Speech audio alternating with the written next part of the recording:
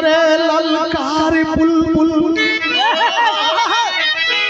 भरी 2 दिन की जवानी में हिलौना डूब जाएगा कभी झिल्लू भर पानी में।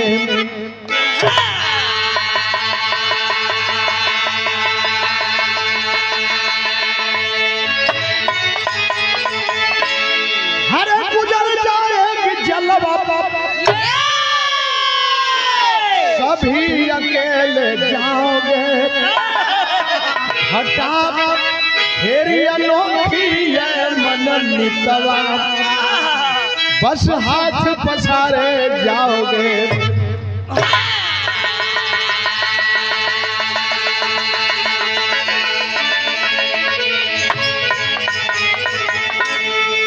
हाय हाय हाय हाय केहू केहू के समझावत हो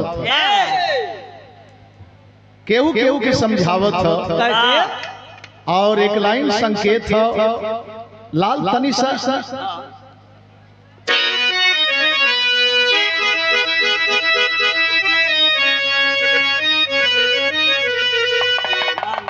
ना ना ना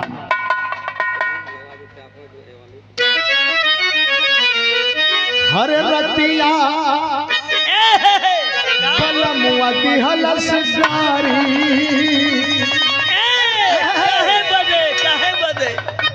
कौनो मेहरारू अपने बगल वाली से बड़ा दुखित होके धूमिल होके ई बात बता रहल बा कहलस की बड़ा उदास लगत है तो अपने उदासी का कारण बतावत है।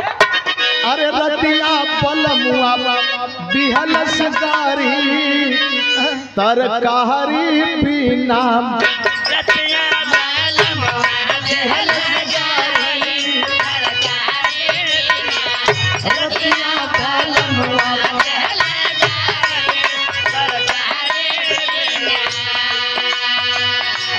इतना ना गारी तरकारी दिहल ऊपरा से नारी दिहल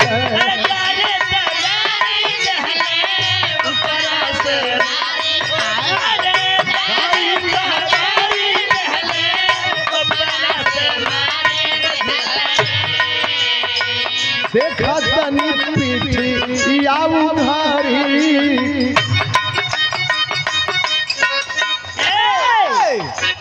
देखा तनी पीठी या उधारी तरकारी बिना देखा तनी पीठी या उधारी तरकारी देखा तनी पीठी या उधारी तरकारी बिना। जाना है लोग कहला यहाँ नैहर है वहाँ ससुराल है। कहाँ ससुराल है ओकर डगर ओकर रास्ता केहर से है कब जाए के है कुछ पता ना लेकिन ये माया के बाजार में ये जीव भ्रमित होकर के अपनी पहचान खो देता है केवल माया के बाजार में पड़ के। यही तो कह रहा है अरे छूटी गई है माया कर नगरिया छूटी गई है माया कर नगरिया माटी का गुड़िया छूटी गई है माया कर नगरिया माटी का गुड़िया छूटी गई है माया कर नगरिया माटी का गुड़िया अब माटी का गुड़िया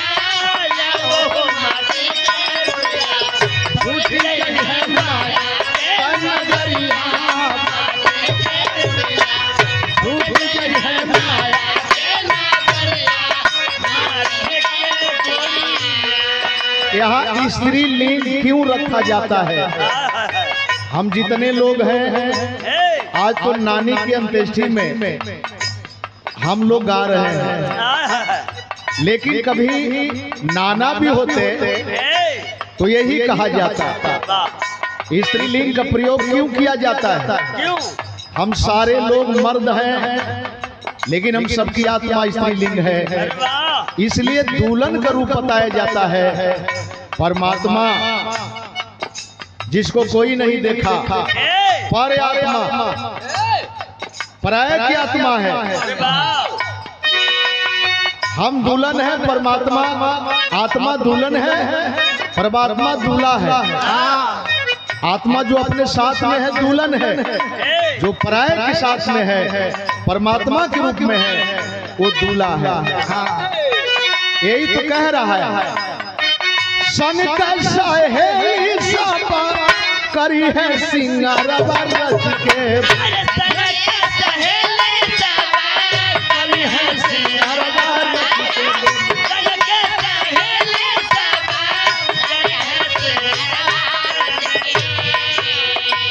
डोली में बैठाई दी है बहतिया सुधारवा सज के, डोली में बैठाई दी है बहतिया सुधारवा सज के, डोली में बैठाई दी है बहतिया सुधारवा सज के, डोली में बैठाई दी है बहतिया सुधारवा सब के, डोली में बैठाई दी है बहतिया सुधारवा सब के, डोली में बैठाई दी है बहतिया सुधारवा सब के, ऊपरा से डाल के चदरिया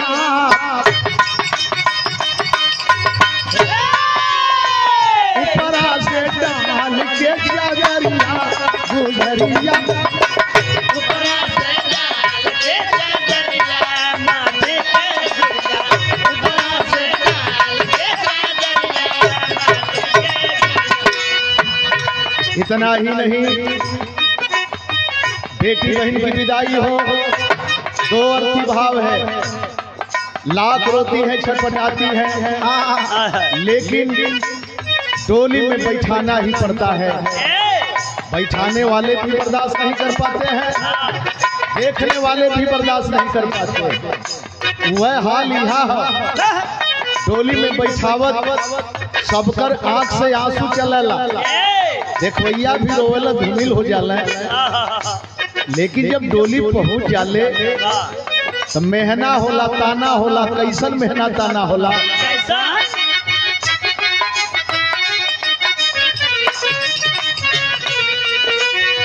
सासू नाना दे तोहके मरी है मेहाना हो, मरी है मेहाना हो,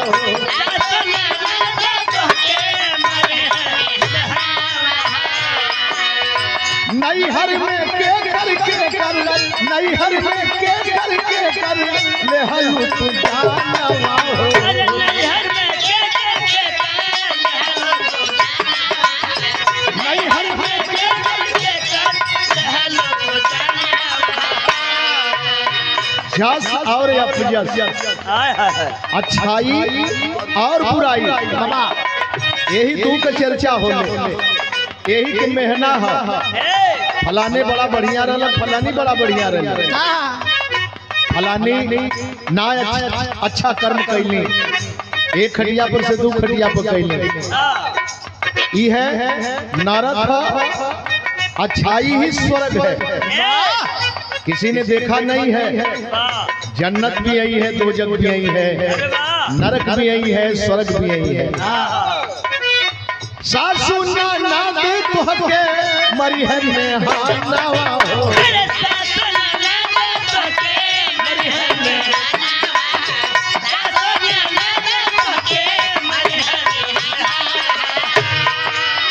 नैहर में के करके कर, नैहर में के करके कर ले हलू तू जाना हो,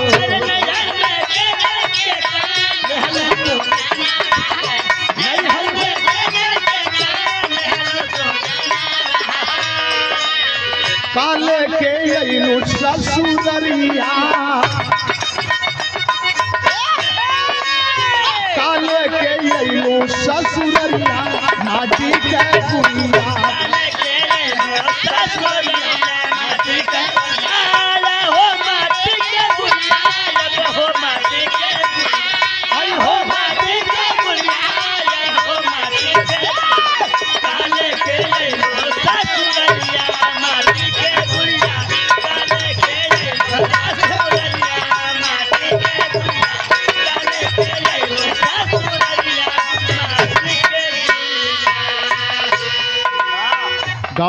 करेंगे लाइन पर। बेटी बहन अपने ससुराल में पहुंच गई, तैयारी उसकी कहीं और है। वही तैयारी हम साज धाज के उठा करके लेके चल देते हैं। शमशान पर जब पहुंचते हैं, शमशान का मतलब लोग श्मशान कह देला। सब मने बराबर, शान मने शान, सबका शान बराबर है। वो ऐसा शान है, राजा हो, रंग हो, फकीर हो, जो भी जाता है नम्र भाव से उसे पेश आना पड़ता है। केहू तनेन हो के ना कहले होई कितना चाहिए हम देवे, हरदाय जाला हो जाए। यही से ओके शमशान, सब माने बराबर, शान माने शान, सबका सम्मान बराबर है। वहां की हालत में बता रहा हूँ। अरे घुघुटा उठा के मुखा, घुघुटा उठा के मुखा, देखी है सजाना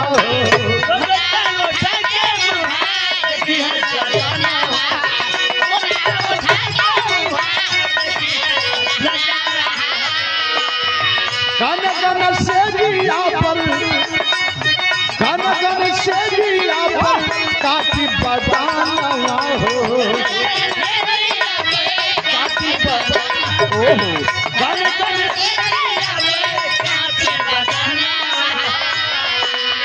माहुर होई फूलवन कैसे जरिया,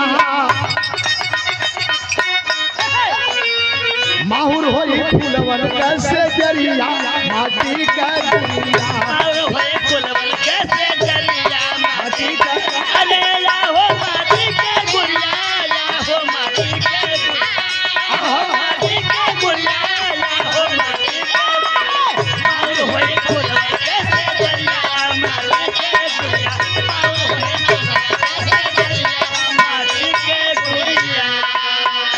इतने ना हो भैया, तनिका भर में मटिया मेट हो जाला। चाहे सगुण में देख ले, चाहे निर्गुण में देख ले,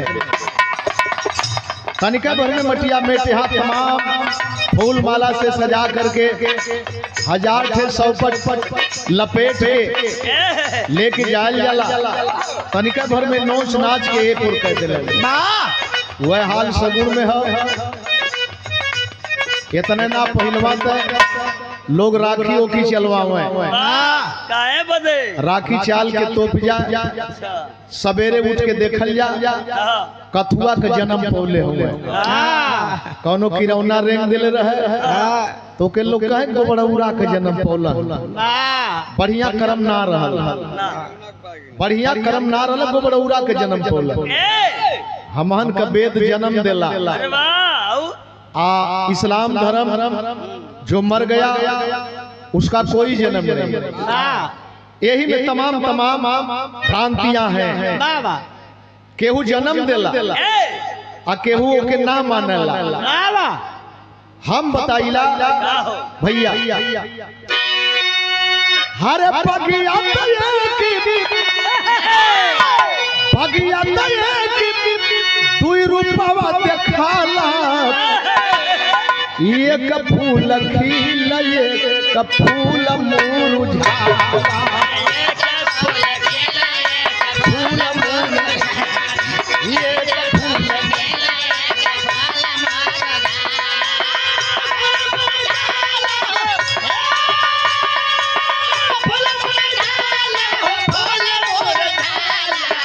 फूल खिल, एक फूल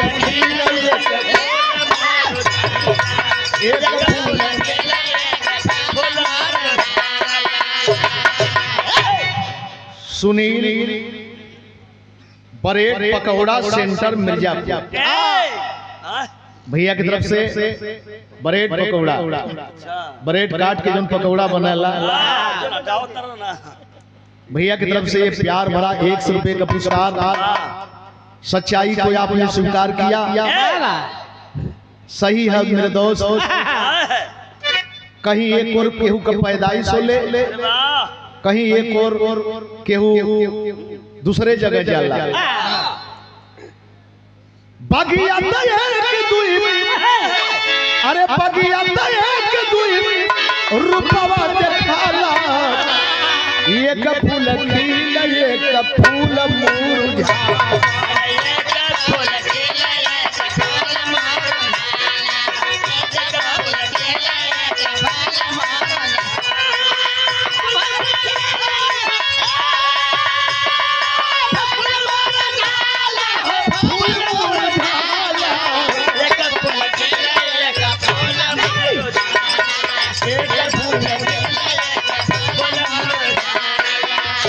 अरे बचपन जवानी बीती आवले बुढ़ैया यही जन ये तीनों पन खत्म हो जाला बचपन जवानी बुढ़ापा अब बचपन जवानी बीते आवले बुढ़ैया पनिया में डूब जाल कागजे कन्हैया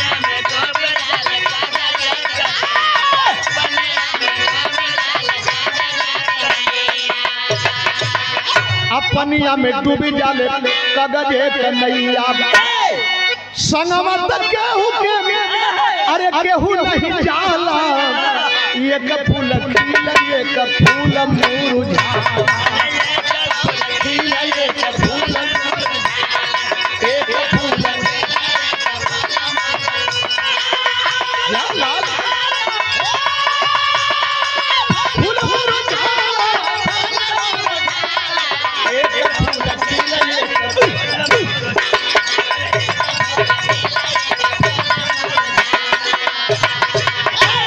इतना ना एक समय ऐसा रहल लोग बैतरणी पार करावे बैतरणी नदी के पार करावे और वो के पार करावे बदे का करा बहुत बढ़िया साधन सवारी यही से बनावल जाए साधन सवारी यही जैसे देहल जाला पहलवा साधन दिया एक ठे गैया बचिया के दान गौदान ओमई कौनो दूसर साधन ना चलेला यही के पोछ पकड़ी है यह पार कर दे उस साधन यही जन रह जाला अब आप सोचे कि नानी माई आजी बाबू दादा फिर कौने साधन से पार हुई है साधनमा तो यही जन रह गया सच्चाई तो यह है दोस्तों हमको भ्रमित किया गया है हिंदुस्तान के नक्शे में बैतरणी नदी का कहीं जिक्र ही नहीं है नदी जानते हैं वो नदी कहाँ है माई का पेट जब पेट में जीव पड़ेला तमाम मन्नत मानेला बाहर निकलब सत्कर्म करब सत पथ पर चलब अधर्म के रास्ते पर ताकब ना लेकिन बहरे इले के बाद बात बिगड़ गई और पढ़ी ले बाबा कागज का लिखल अक्षरिया कागज पर जो लिखा है उसको आप पढ़ लेंगे पढ़ी ले कागज पर लिखल अक्षरिया अतनवा का रंग पढ़बा गोर हो कि करिया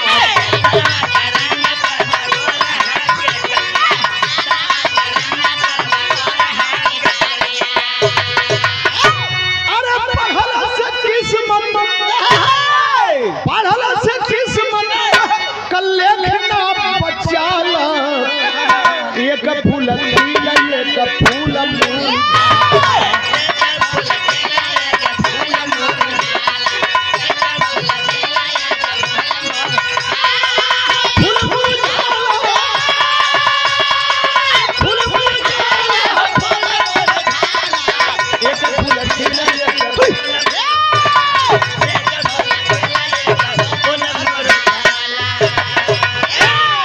अजीब हालात कोई देला दान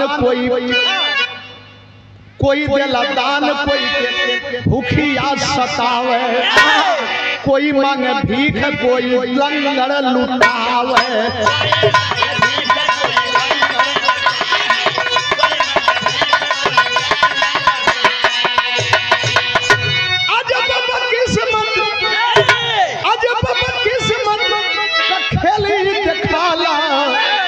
एक फूल खिल एक फूल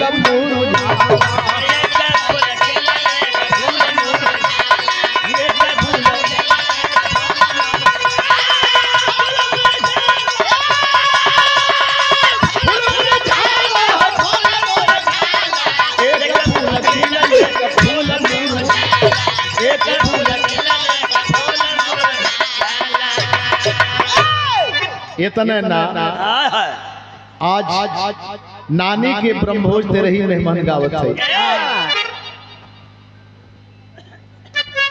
अरे माई रे दुलरुआ कि माई रे दुलरुआ दुनिया में सबसे बड़ी माई रे दुलरुआ। अरे किस्मत का खेल ना खेलाई रे दुलरुआ, खेलाई रे दुलरुआ दुनिया में सबसे बड़ी माई रे दुलरुआ, दुनिया में सबसे माई रे दुलरुआ, माई रे दुलरुआ दुनिया में सबसे बड़े माई हो दुलारुआ, दुनिया में सबसे बड़ी माई हो दुलारुआ। बनी के दुल्हनिया जब आईली भवनावा, बन के दुल्हनिया जब आईली भवनावा, बनी के दुल्हनिया जब आईली भवनावा।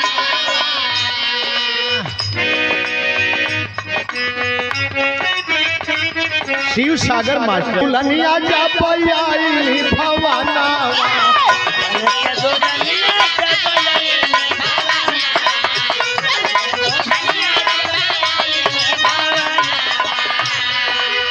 बीतल 2 साल मार लोगवा में हनावा, बीतल 2 साल मार लोगवा में हनावा, बीतल 2 साल मार लोगवा में हनावा। 2 बड़ी साल भर बीते में अगल बगल से ताना मेहना होता लगल। और इस संतान के लिए माँ क्या नहीं करती है। मंदिर मंदिर अजरा फैलाई रे दुलरुआ, फैलाई रे दुलरुआ दुनिया में सबसे बड़ी माई रे दुलरुआ। अरे दुनिया में सबसे बड़ी माई रे दुलरुआ, अरे दुनिया में सबसे बड़ी माई हो दुनिया में सबसे बड़ी माई हो दुलरुआ, दुनिया में सबसे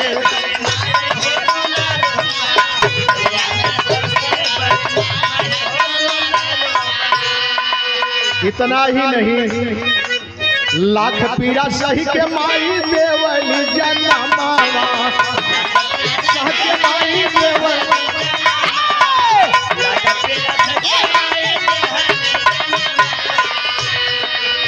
गोती न परोसिनी का धारनी चरनावा, परोसिनी का धारनी चरना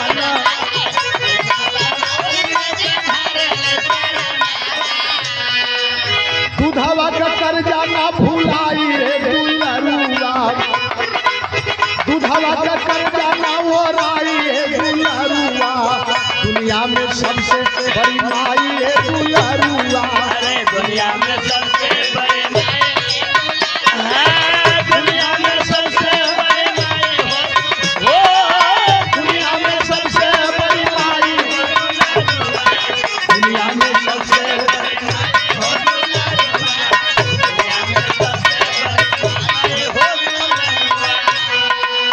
गुरु गणेश राम लाल गुण गावल, गुरु गणेश राम लाल गुण गावल, गुरु गणेश इतना जानी हम नहीं जा केहू लायक बन के केहू न लायक बन के, लेकिन हर लोगन के माई ही जन पैदा कैले हैं। और माँ लाख मेहना लाख ताना लाख कष्ट उठा करके हाय हाय बतावल जला जाड़ा में बच्चा जब लोग शंका कह देला तो माई एहर से हटा के एहर अपन एचरा लगा दे। क्या बात है। कोई फौजी नौजवान अपने माँ के सामने बोला माँ आई तरह बात में मजाक हो गए। माँ अब तेरा बेटा फौजी है, किसी प्रकार की कोई कमी नहीं होने देगा। तुम्हारी क्या ख्वाहिश है माँ, बता अपनी ख्वाहिश। बूढ़ी माँ फौजी की हंसने लगी। बोली बेटा तू फौजी हो गया, तू मतारी की ख्वाहिश पूरी कर सकता है? हाँ माँ बिल्कुल पूरी करूंगा। कहे नहीं कर पाएगा बेटा, नहीं कर पाएगा। फौजी बिगड़ गया। माँ मैं सरहद की रखवाली करता हूँ, और बता तेरी सोच क्या है? मैं अभी पूरी कर दूंगा, जहाँ से भी लाना होगा मैं ला दूंगा। माँ बोली कि कतई नहीं बेटा, तू नहीं पूरी कर सकता है। उलझ गया। बता माँ बता आखिर में बात क्या है? कहा बेटा अगर पूरी कर देगा तो एक रात मेरे चरपाई पर सो ले। फौजी हंसने लगा। ये कौन सी बड़ी बात है? माँ की चरपाई पर बेटा अगर सो लेता है तो कौन सी बड़ी बात है? कल सो तो पहले बेटा। फौजी अपने माँ की चरपाई पर, बूढ़ी माँ की चरपाई पर सोया। मतारी नीचवा लोटा गिलास और पानी रख ले रहा। जब बेटा सो गया तो गिलसिया के पनिया उठा के बेटवा को गिरा दिला। माँ ये क्या कई क्या हो गया बेटा? का रे पानी गिर गया? का अच्छा तो गिर गया तो इधर या सो ले। और जब इधर सोया तो फिर पानी उठाई उधर गिरा दी। फौजी बिगड़ गया। माँ इसका मतलब कि तुम मजाक कर रही है। पानी क्यों गिरा रही है? कलश की पानी नहीं गिरा रही हूँ बेटा, तुझे मैं याददाश्त दिला रही हूँ। आज पानी तुम्हारे नजर में है, जब बहुत मासूम था, नान था बेटा, आज तो मैं लोटा का पानी गिरा रही हूँ। कल तुम अपने शरीर से जब पानी गिराता था, पेशाब करता था, इसी तरह से इधर से उधर, उधर से उधर अपना कपड़ा खोल करके तुम्हारे नजदीक में बिछा करके तुमको बचाती थी बेटा, तुमको बचाती थी। कहाँ से तू पूरी करेगा बेटा, कहाँ से तू पूरी करेगा? ये है माई के दूध के कीमत, और यह है माई के सेवा। गुरु गणेश राम लाल गुण गावल,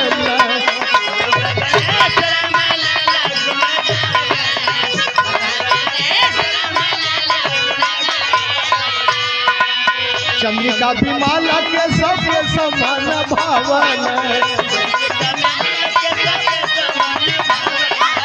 चंद्रिका विमाला लाल नंद लाल के भुलाइए दुलरुआ, नंद लाल रवि के भुलाइए दुलरुआ। दुनिया में सबसे बड़ी माई है दुलरुआ।